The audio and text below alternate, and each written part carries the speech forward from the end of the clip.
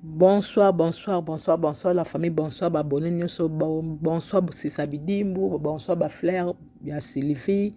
Lingua Sylvie, Batunyoso, Obazo Maman Sylvie, na Pesibino, bonsoir, Maninga kuna sa la vidéo au temena sa la kakakande na Ebisibino, naza mon nama break, break bimo moni makama onde pe salami, donc to sali pe mwanda mwa mukeme na moni ezo balo ka belo to mona ka be bato mosu balo sala boy mona pe lelo lobi so lobi so sala boy bato mosu donc na mona lokola ngane muna komi ko souffrir na makambo yango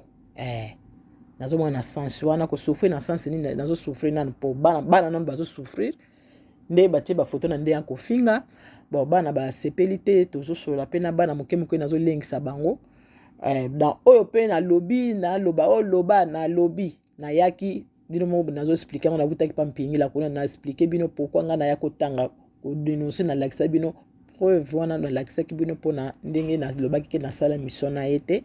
ya on lakisa bino preuve wana po bomona tellement yeko tomber pe na ndenge pe mora azui problème ya moto peut-être yango na ekendeli bongo on dirait que bazo lukilanga na tanga so kombo moko obino bozo linga kanga na tanga non onga na tangi yango nde wana yango wana nde kombo nga na sala bon pona makambo etali supprimation te ba supprima ngande mutu donc ye mutu yo ndatindilanga ba video ba lien ebele aza mutu asala na YouTube donc chaque fois téléphone tellement etondaka nde na supprime donc nde na supprima contenu nanga na longola ba biloko na contenu donc soki eza na bato o bayeba kozongisa contenu so balaksinga peut-être na kozonga na komona ngo donc natali peza ngamba mo na supprime na ko pe ko laksima ba capture mo na sali sikoyo kaka ndenge na yebisi mwana ngo na ndenge kaka na yebisi ngabi yo lelo komo finga nga obosani ono so na sala o te yo zo finga kaya ona yebisi ngabi bongo yo kutu mto finga kaya kuna na finga ka kombo ya mutongo ya mutema mabe yango tenga kuna na finga te après avant ni ngabi oye ba kombo na yo lokolo pesa nga adresse na lobi kombo no kuna te nga na pesa na nga yo adresse te tika kombo na nga nga sa ni ta wanga na yango ni ka mutu na bimisi wana o nde na uto sola na ye po ye mutu apesa nga adresse nga naza na nga so na mutu mosusu te à part ye nani janvier mutu na no soye na kini na soya na nga so na mutu mosusu te ye mutu bando kokota mission na tongo midi pokwa soki ya yebine ndako ya mora te aza na mutu na ye peut-être wayebaki mora baza bango baza bana kini bayebani baza bato balobela ba so babenga bango soki banani bayebani siko bino bolinga nga na loba kombo bino bolingi bosepela kombo nini o nga na loba yango na sali nanga pe break surtout ka pona bana pe bana balobi na meka na kopema nani oyeleka bango bakontinue na bango mpo nga mpe na kosengaka bango pardon jamais nga mpe naza nanga na posa kokende ni kote soki nini o nde bamisi baloba ozonga no kote wuti nga soki na boyi nanga likambo kuna na bimi yo mutu oza kosala intervention loba nanga ke zonga kote wuti te nga naza nanga nga moko naza na makamu nanga naza pe na bamama nanga oyo bakoyaka oyo tobanda kosoutenir oyo mpe bakoyaka oyo tobanda kocontinue biso kosala émission mpo baémission esili te bamasolo esili mikolo lokola nasali nanga break bino bobimisa nga na banozwa nanga baaudio na bino nazolekisa nanga na chaîne na baolekisa nanga mission na chaîne naza na bamama oyo bakozala bango oyo bazalaka bolingo wana bafleur wana bazosala bango intervention mafinga te yango nalobaki na chaîne nanga mafinga vraiment eza nango na litoma te nakotia mpe bato bafinga eza nango te nga moko nametiaka bacharge donc voilà na kati ya chaîne kozala nango mafinga te mais kosala analyse kozala kitoko mpenza osali mpenza analyse likambo eza ozolobela mpe baclaire mpenza moto ozotaye moto voilà bino moko bozomona distraction nde ekoti ya mvutima na mvutima ekomi siko neti bazobambisa na bakolo kutu makambo na kolo kutu bapreuve kutu natindeli bino eloko kutu te ngai kaka ondire kuna vandaka na kini ondire nga nakendeki Kinshasa yango nalobi na bino na pete nyonso yango oyo ekomi te ye asololaka nani non soki asololaka mpenza na nani te lobaki elobaka mikolo loba 2 jours oyo mais en tout cas basololaka kutu te même anniversaire ne kutu naza namoni nani mosusu bamessage mosusu na telefone mosusu nga naza nanga chronique nasalaka makambo nanga na batelefone na partageaka batelefone nanga naza banimero nanga nyonso presque ye janvier naza nango bacapture mosusu na bakotini lemba mbongo nde kaka bandosola na bavoce naza nango namoni yango na batelefone mosusu sauf kaka place wana nde ndenge ezalaki mpo ezalaki na telefone mosusu oyo mpenza eyebana na bato ebe oyo tosolane mingi tellement nalongolaka bacontenu nyonso mpo atindaka balien ebele a partageaka makambo ne asalaka chaque fois partageaka mpo totalaka tellement etondaka na fongola yango te donc na supprimaki yango mpo kaka sikoyo kala kutu te sikoyo monoko elobi preuve yango natindaki kuna epa ye 666 preuve yango natindelaki bomoni 666 te preuve natindeli bino sikoyo oyo ya mbongo oyo tobanda kotinda bambongo epa leki na ye ya mobali Arma mpo na kokanga ye nasi nayebisi bino cause oyo biso tosalaki likambo wana nayebisi bino deja ndenge akendaka na yolo koluka mama ya mobali na ye wana na ere wana azalaki kuna nde moko asikoyo tobimi awa nde nabimi nanga naza nanga nili para nde na obundabunda mpo kote banti wana soki banti naza na bato bazosouteninga mandamu na mpe na bato balingi na bango nga te me bato bazomona makambo nyonso bakomba nyonso nde tobundi awa bato baza oyo bayeba komba oyo nyonso tobande yango na niveau oyo mpe tokomi bato mpe bayebi ndenge tokomi na niveau bakomba bana basalanga badistrai biso badistrai bakotisa eza mbutu bakomi koseka biso sikoyo fo mituna biso kameme esala ngasi nabimisi deja moto adresse bosote lisolo wana bozongela makambo oyo epai na ye bozongela bitumba pa na ye ndenge bozobundisa bozongela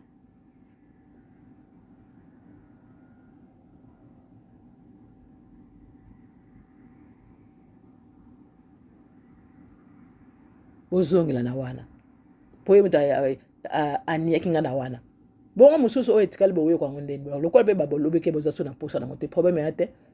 nga na kolobaka ngo na bato bakozala na posa nango ata naza na 10 personnes 15 personnes po bakopi mosusu mpe eza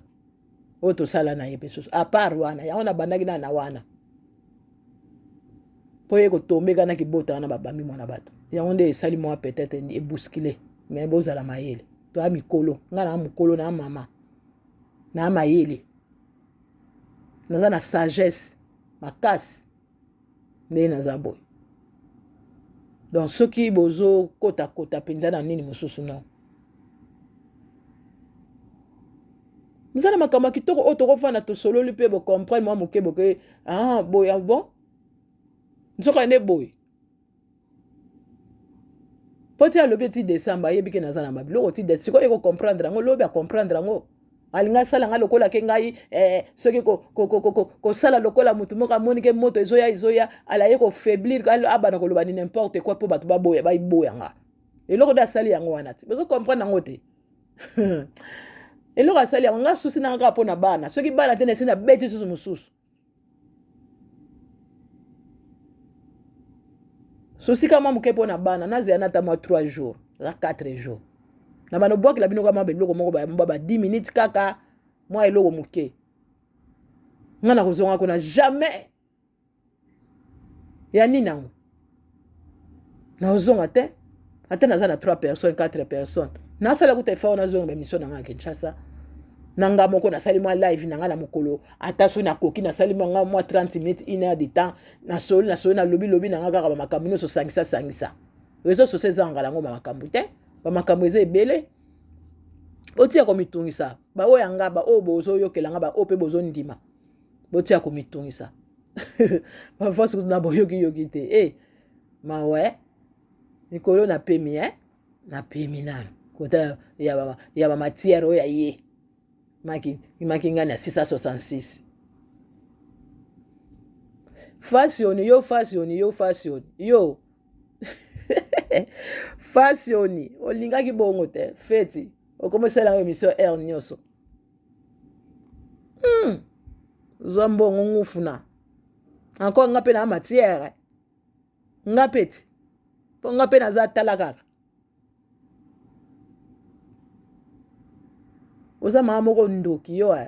oza mpenza ndoki lokola bolinga bofienta bawana bosienta maka bino na bino bosienta bakuna bino na bino eloko mpe malongo eza te namona bino eloko malonga te kaka motema mabeki ndoki noka wana oza nango kaka wana kaka ozokulula tonda osepela omata te jalousie ozalaki hypocrite oyo komona ke te muto peza tiaka nga kali lokola ke pe atika pe na pupula bozo pupula bobimisa michopo bolia na soki michopa ntaba soki ya nini o soki ya nini bosangisa bino kasi bokovide nga na nini yango navani mokeka mpo na bana ti mpo naza mama moko nayokela nanu bana mpo bana bakomona lokola soki nini po ata nasali émission mpe bato bandeko mosusu mpe nakolobake bofinga te me ti bokotaka ote kuna bazofinga yo bofinga siko ngai bato nyonso bozotelemela telemela nga siko boyebisa nga fale kutu bozala kutu ngia boprotege kutu mama Sylvie yango banini lokola ye apart bamosusu kutu bakenda kutu anso ina nebe yakopesa bino réponse bamosusu kutu makambo malongwa bozomona te nga mutu na yele bino kutu ma 3 étapes kaka na yeli bino ka 3 étapes ya danger oyo na yelaki bino yango mais boniye nga na baoyo baoniye mpo nalobi te bino nyonso bolimisa baoyo bakondimela nga te bavanda na kwe na bango donc so omonga na fongoli live na nga koya te mais moto aza na posa vérité bamama oyo bazokumbanga na baprière bamama oyo bazosunga nga baoyo bazosunga nga kosoutenir nga boya bokoyoka ata mwa likambo moko komisa bokoyebaka ndeni mpo nazoloba makambo oui nazobeta masolo mais sikoyo décision eza nini c'est ça le problème mais nga nazobeta kaka peut-être mpona bizali ya mwana ke impolitesse ya mwana ngo mpo boyeba kaka tozalaki kuna nini mokolo boye ndenge ezala soki eyeli nga na motu mpo mosusu kutu nakomaka eza na kati ya papier baaudio kutu ya mike kutu koloba te mpo ye asalaka baaudio mingi ya ebele te alobaka mingi te ta lelo janvier wana nga na kongolelaki mbongo oyo kutu bayinelaki nga pa mwana est ce que ndimaki lelo akomanke nga me naokipe kutu wana te nakomileka mwa ndambo baestre kutu yana ngabia nzambe alobi aya mbongo na ngai olia mbongo na ngai binga kuna kabelo mbongo avant cagnotte otika kombo na nga na kangami kombo na ye nalobi ka vérité bato bazoloba kombo na ngai kozososo mosusu moto azosala analyse na ndenge na bana okotaka na baplace nyonso nakende kolobaka non mokolo oyo nakotala namoni ke mama oyo azodefendre ngai na ndenge malamu oyo azodefendre ngai na ndenge ya nazotala kaka ti après lobi ota mopepe oyo ekolekaleka après namoni mama ngo suku ale akomi soki naza na likambo nanga bien to naoloba ayelanga lisusu pembeni mpo naomona bato mosusu mitu ezowulumuka kaka mitu ezokende kaka boye na loyenge bato ngo bazoyeba te eloko nini balingi siko nga bazopiblie bazoloba babiloko ya ndenge mabe bazofinga bazosala banalise kutu heureusement kako epuis na eloko kuna lobi mpo nazolanda ngo te chance kutu yango nalobi botinela bino nga so bavideo baofinga nga te nga moko so nakutani nango nayoki so mpe nayoki na nga te eleka mpo na minute eloko ya solo eza nango te lokuta na lokuta oyo bango baoloba wana banalise bazosala mpo bayokisa nga mpasi mpo na bela estomac mpo kaka nde babomaka bato mpo babomaka bato ndenge makambo osala okende koto bakomi kobindika kuna okomi kobindika le okomona mpe pa moto akufi baleki bazwi mosusu mpo yango nde sikoyo nde eza na kati sikoyo bino boyokaka mpiko bomeka nanu kosote nanu oyo yanga wana bomeka bobimisa nanu mwa eloko moko ya sika oyo ezaki bokende kaka na bakomba kaka nde bokende nango esala bino bien mpo nga mwa mikolo nakangi nanga break soki mwa likambo 10 minutes 12 minutes nakotisi boyoki nini nalobi na kati so mpe kopermettre nga mpe après po oyo kutu nazoyebisa bino kutu ata bino mo basalaka ndeni oyo nyonso nalobaki nalakisi bino na minute moke tala eloko bato mosusu basala bakomba na bakomi lokola contre ngai ekomi lokola kete ekomi lokola na ngai na bango non bino bosala makasi na bakomba bobandango kala butu moi bobandango nde epa na ngai nde bolingi bokoganela yango non nga fo botika ngai nayebisaki bino bien ngai na kobeta nde masolo na viva nayebisa banga makambo na ngai nyonso nasala eza mpe na bato baolandela nga eza na bato baolandela nga calmement eza na bato baolandela nga calmement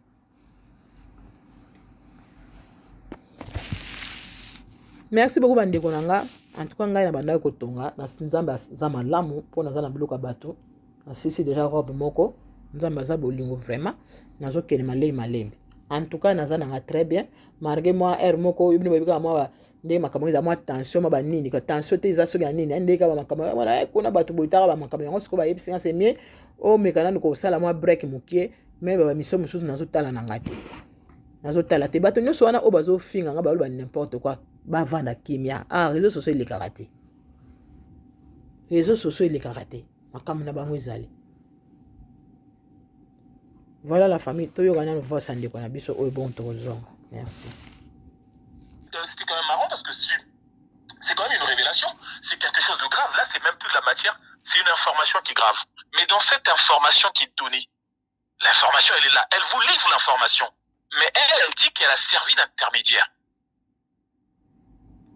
Mais ce qui est quand même curieux, la journée d'hier,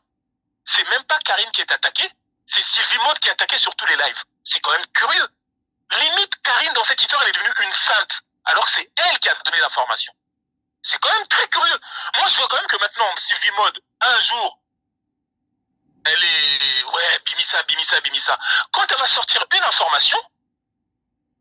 vous commencez à l'insulter, vous l'intimider, tout ça. Il y en a qui viennent sur sa chaîne, il faut qu'elle sorte tout. Sylvie Maud, c'est une femme handicapée. Blondine, toi et moi et toutes les personnes qui sont sur le live, aujourd'hui, si jamais il y a quelqu'un qui vous agresse, vous avez vos jambes pour courir. Mais Sylvie Maud, elle ne peut pas courir parce que cette femme, elle est sur une chaise roulante. C'est ça que les gens ne comprennent pas. Vous voulez, je prends l'exemple. Nous, on est là, hein, nous, on participe au live. Voilà, on est content, il y a des matières qui sortent ici et là, oui, c'est bien. Mais nous, personne ne nous connaît. Personne ne sait où on habite. Mère Sylvie Maud, tout le monde la connaît physiquement, on sait de loin, on sait que c'est elle, parce qu'elle est sur une chaise roulante. Maintenant, si jamais, quand on l'incite comme ça, à tout balancer d'un coup comme ça, s'il lui arrivait quelque chose, parce que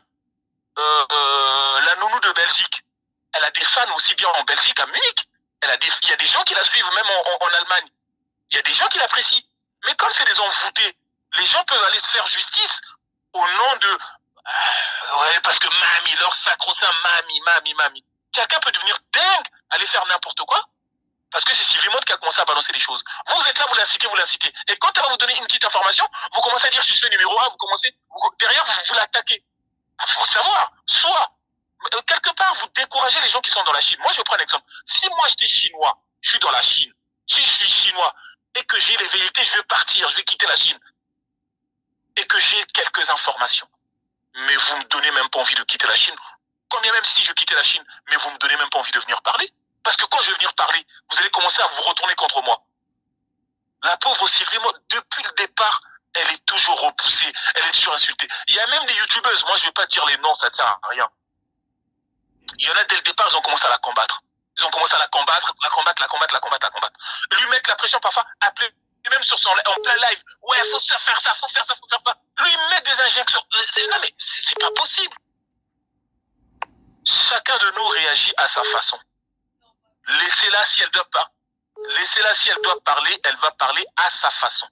Mais ne lui mettez pas la pression parce que c'est trop de pression pour une seule personne. Et qui plus est, cette femme-là, c'est une femme handicapée. Quand vous lui mettez la pression, personne ne sera là pour la protéger.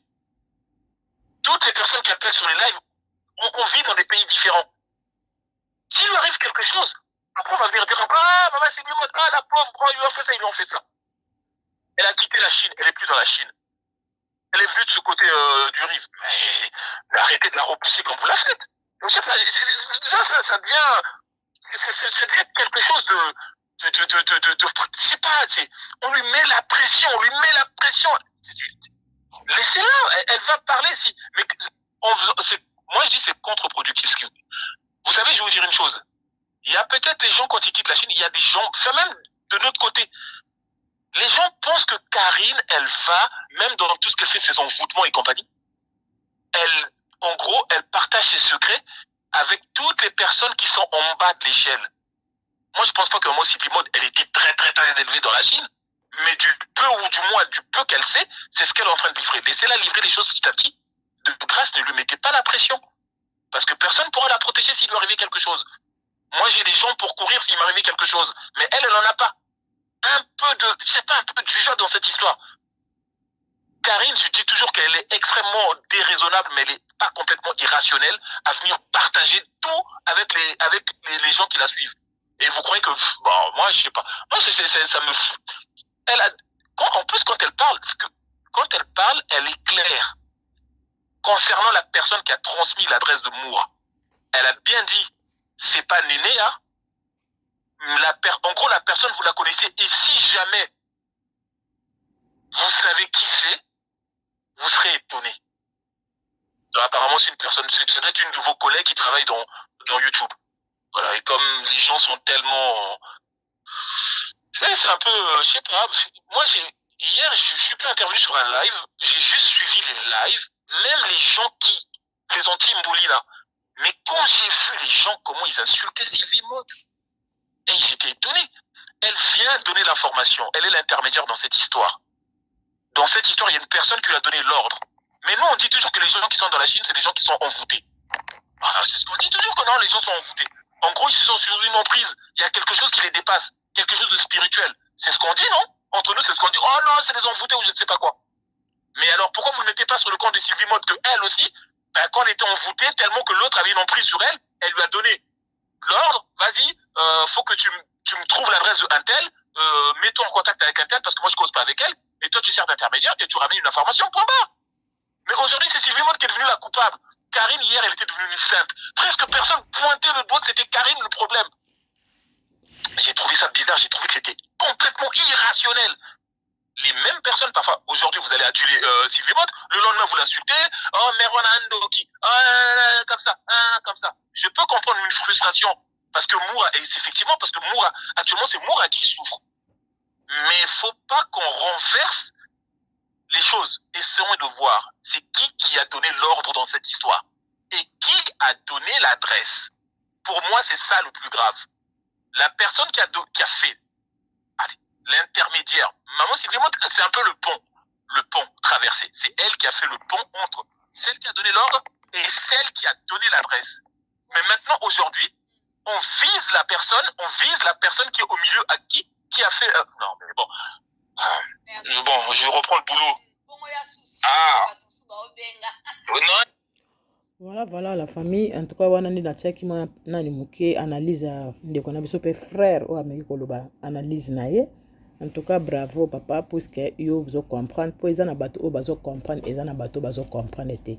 Ba lobaka soki olingo zwa sombe na nzeta mbila, il faut olembisa liboko. Donc so zo tia liboko no makasi moyo zwa sombe wana ezalité. Na sens que donc soki mutazo yebisa bino makambo za na besoin koyoka likambo. Il faut que la moto pe botiake pe calme à l'aise. Yango na lobby pe pour le moment de na sali na moi bana koboka mwa biloko ya mike peut-être kotala bakosala ba télé réalité nanga banini mpona sala ba live bato babanda kobenga bambouteillage banini pour le moment nasali nanu break mokie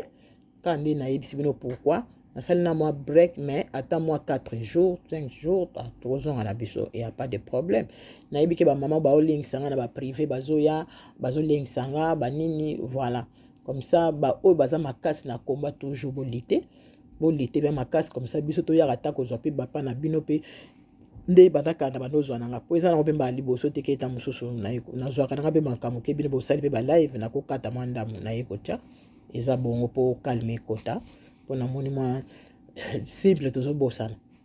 simple to bosana yango e komi kotalisa munduku kote nanga nde yango na sens wane na lobi en tout cas tozala pa ini tozala penza kaka makasi nga pe nka nde na yebisi bino soki ye nango na koya nanga mais moi température moke oyo ekita nano po tokoya na biso soleil eza ebele tout cas napesi bandeko nyonso mbote bopartage boyeme oyo eza chaîne ya Sylvie Maud TV officiel bopartage boyeme bobosana te botia bacommentaire mpe bobosanaka te puis bandeko message kaka na opesa eza kaka moko vraiment eza ta nanga oyo nasengaka badon na bandeko bandikape mpona décembre oyo nyonso omoni ke oza na mwa eloko po tosomela bandikape mwa loso mwa mafuta mwa nini tosalaka yango na décembre wana mpenza elekaka te mpona yebe bato mosusu te masi bazosenga banini nono tosalaka don so bokiti na kata chaîne bokomona bado ya bandikape tokendaka na bacentre tosalaka baeluba émission voir même tout lelo ndeko moko azoexplike problème na ye eza wana ndeko na biso Natacha mwana oyo aza na association nanga azoloba video eza wana me na makambo namoni mama moko nde abengi nga alobi epa kotinda part mpona bandikape en tout cas bandeko soki otouche mpe ya motema mpona kosoutenir association mwa Sylvie Maud surtout mpona décembre tosalaka mwa kitunga mpona kopesa bango en tout cas bandeko nyonso boza motema malamu bopartage bolike bosabone bobosana te bosabone vraiment boyaka bosabone soki mpe oza na lisolo ya kopesanga oza na histoire ya kopesanga ko hésite te pesanga histoire tobeta masolo toseka toloba bozite te nyonso tobetaka na biso ozana likama koloba benganga ozana nini ya koloba benganga en tout cas to sala analyse na biso calmement to sala peza effort surtout dans mafinga na ba incompréhension to sala pa toujours na ba sujet na biso to pesa ba analyse ndeni to ko sala likama poto ke na musala malamu po soki tozosalaka peut-être makambo mosusu tozosala boye mona mosala okende malamu te mpo ngai youtube nakokotika yango te mpo nazwaka mwa lipa nanga awa mwa loso nanga mpe ezalaka mais nakabolaka nyonso koto mpe bomoni nga mpe nazotonga nanga mwa bandambu na partage mpo nzambe apesi nga nanu mwa makasi oyo naza nango yango nazodebrouille nanga yango nakotika te mpo peut-être bato moko bazosala boye natika non natie nanu brek mike kaka mpo na bana mwa nini oyo eleka tokozora mais soki lisolo ezaki opesenga lisolo nakoya koloba so mpe oza na poso osala témoignage no na chaîne nake ma suivi nakoya toso naza na témoignage moko en tout cas tofongola live même 10 personnes tozala wana mpo toyoka témoignage na nakozite te bandeko nakofongola live mpo tosala mpo eza eloko déjà eza monétisé eza makambo nazosala donc jamais nakokokanga vraiment mpo na makambo wana en tout cas bandeko nyonso napesi bino mbote ebele botika bino kopipaka na motu botia kobebisa makanisi déjà nyonso wana nasi napesi bino kombo yango wana échange te kolongwa te yango wana nasali yango te opesa mosu mpo na kanda mpo mwana yango apopolinga non ezalaki nango fali nabibisa lobi nalingi naloba yango ntina suka lobi live ebebaki bino mo bomonaki bokozonga bino mo boyebi makambo nini elekaki na live nayi naloba nanga yango lobi eza te ke nde bato mosusu ta mosusu nalobi yango mpo mwana yango mpo bongo bato kome bafinganga Ils ont pas finir j'ai même mon bandeli ou j'ai même wana ba finga ngati j'ai même Kinshasa wana est-ce que na loba likamona ye mona na solo na ikuta msaka une fois ka tanga sailanga ba nani émission kaka peut-être na chaîne na ndre pe na solo na ekuta na yebite na moni ku ko na bosana mais j'ai envie de te soigner na yemingi moi ba conversation mususu na moni na ngombe na téléphone mususu ngai ko na ba téléphone na ngai ebele pa ba biso bino ke ngazala 9 téléphone oh bango pe ba fo bazala 9 téléphone. Pour tous les bateaux, ça la misala réseaux sociaux. Tous les téléphone mon côté, il faut partager kuna au check kuna au salibo, tout ça la kabon. Bateau nous sur baye binde, tout ça la misala na biso. Donc ils en ont équilaté pour ceux qui m'ont sala musala ngota ko yeba dinité, mais d'ailleurs bateau nous sur baye binde basala misala réseaux sociaux. Ba musu bazako ba 20 téléphones. Ta musu 20 eza moké. Ils en a bateau musu achaka ba mesa wana peza tie beza atie ba azo partager ba live bozo ka sape bateau baye bele nzoka yimo ka 20 téléphones na ita 40 téléphones na mesa. Azaba na ndako ne bureau. Pour asala ba transfert na ya ba mission eza na problème ete ata ba lobe o soki boye na beni donc en tout cas courage na oya nanga na oya ba oya nga bo lemba te toujours na ba conseil kandi bo pesanga en tout cas tozali donc bank ça zate tozane bana nzambe lobaki baliaki loko nanga te baliaki cadeau nanga te na salaki ba programme te na contribuer ka te na ba programme na makambo nyonso ba analyse donc na salaki po nazalaki na ye nazaki moto na bano linga ye bano yoka libanda te mais lolo lokola bango ba loba to bengani non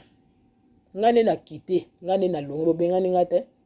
ngane na longo tango bosali nga bone na sepe na nga sote na longo na bano sala ba mission nga soki na yeba ko zela bino ke bino bozo bengana nga o soki na ndenga kanda na sala te soni ngane moto na kité na nga na longo po soki na longo kité eza na mission oboya ko lela nga na kati mission bozo benganga bozo bondela nga na ya ndi ata sikone na zabo bizaba mama musu bazo benganga o te ifasenga pardon nana senga pardon kanga Sylvie moto na yipa na bino na pardon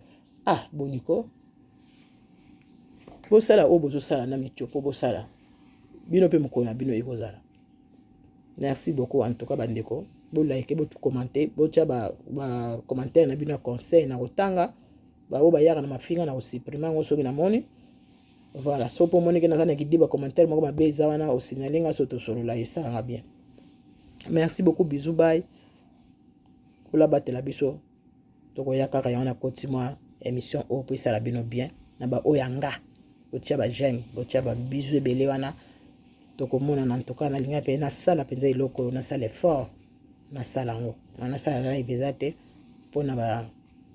mabako mwa moke. Et vous allez m'en dame kana oboka moi eloko boye peut-être samedi na okota na live normal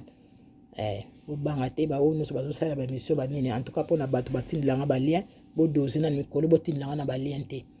na téléphone ko kufa na sala bato belé donc so bazo tindila téléphone donc charge